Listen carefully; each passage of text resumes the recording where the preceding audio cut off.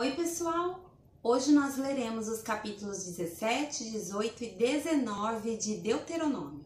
Não sacrifiquem para o Senhor, o seu Deus, um boi ou uma ovelha que tenha qualquer defeito ou imperfeição.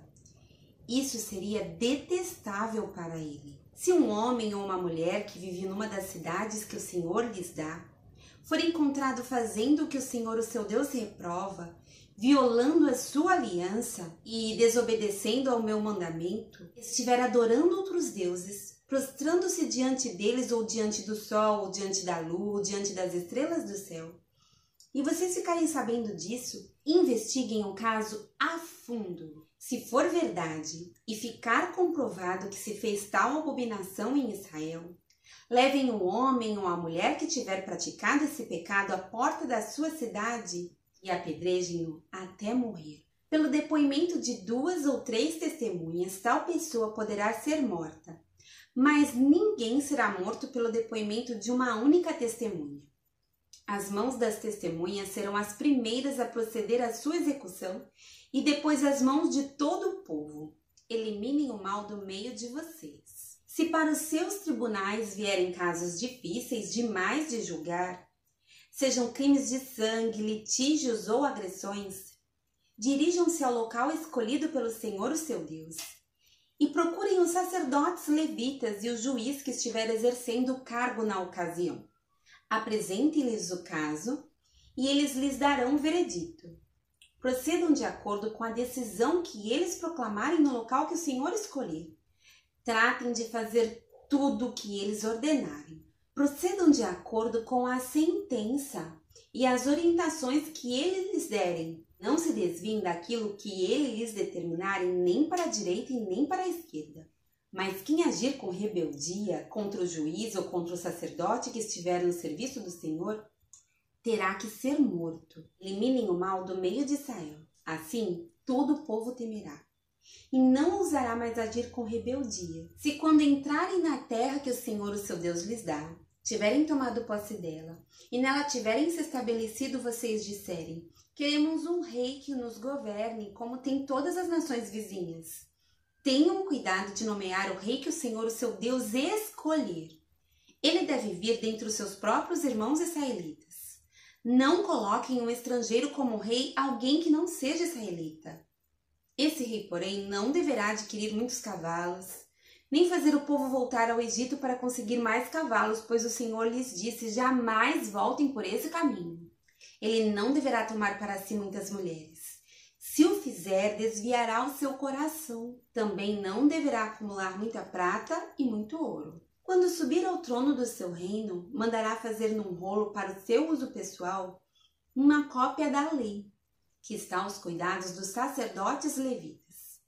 Trará sempre essa cópia consigo e terá que lê-la todos os dias da sua vida para que aprenda a temer o Senhor, o seu Deus, e a cumprir fielmente todas as palavras desta lei e todos estes decretos. Isso fará que ele não se considere superior aos seus irmãos israelitas e que não se desvie da lei, nem para a direita nem para a esquerda.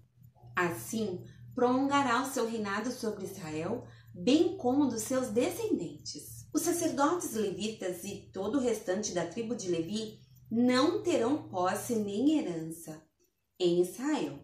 Viverão das ofertas sacrificadas para o Senhor preparadas no fogo, pois esta é a sua herança. Não terão herança alguma entre os seus compatriotas, o Senhor é a sua herança conforme lhes prometeu. Quando o povo sacrificar um novilho ou uma ovelha, os sacerdotes receberão a porção devida, a espádua, a queixada e o estômago.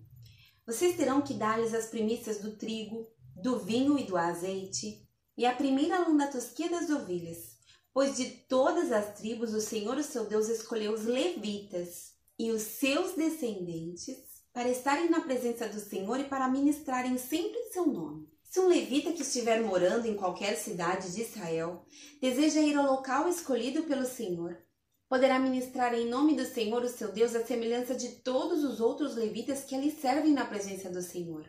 Ele receberá uma porção de alimentos igual a dos outros levitas. Além disso, ficará com o que receber com a venda dos bens da sua família. Quando entrarem na terra que o Senhor, o seu Deus, lhes dá, não procurem imitar as coisas repugnantes que as nações de lá praticam.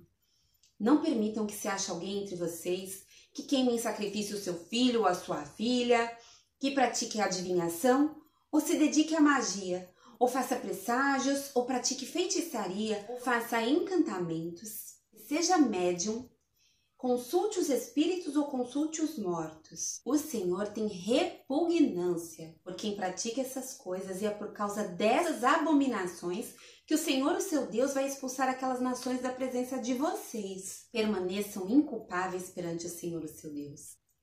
As nações que vocês vão expulsar dão ouvidos aos que praticam magia e adivinhação. Mas a vocês, o Senhor, o seu Deus, não permitiu tais práticas.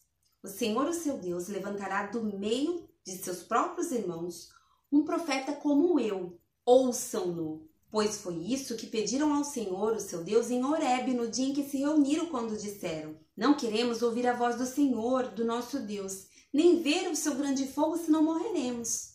O Senhor me disse: eles têm razão. Levantarei do meio dos seus irmãos um profeta como você. Porém minhas palavras na sua boca, e ele lhes dirá tudo o que eu lhe ordenar. Se alguém não ouvir as minhas palavras, que o profeta falará em meu nome, eu mesmo lhe pedirei contas. Mas o profeta que ousar falar em meu nome alguma coisa que não lhe ordenei, ou que falar em nome de outros deuses, terá que ser morto.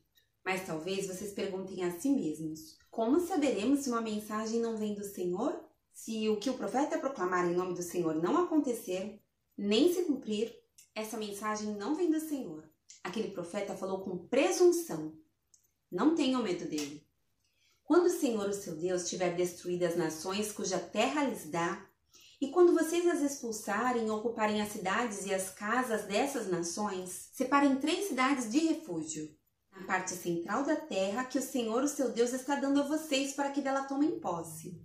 Dividam em 3 partes a terra que o Senhor, o seu Deus, lhes está dando como herança, e façam nela vias de acesso para que aquele que matar alguém possa fugir para lá. Este é o caso em que um homem que matar outro poderá fugir para lá para salvar a vida. Se matar o seu próximo sem intenção, sem que houvesse inimizade entre eles, por exemplo, se um homem for com seu amigo ou cortar lenha na floresta, e ao levantar o machado para derrubar uma árvore, o ferro escapar e atingir o seu amigo e matá-lo, ele poderá fugir para uma daquelas cidades para salvar a vida.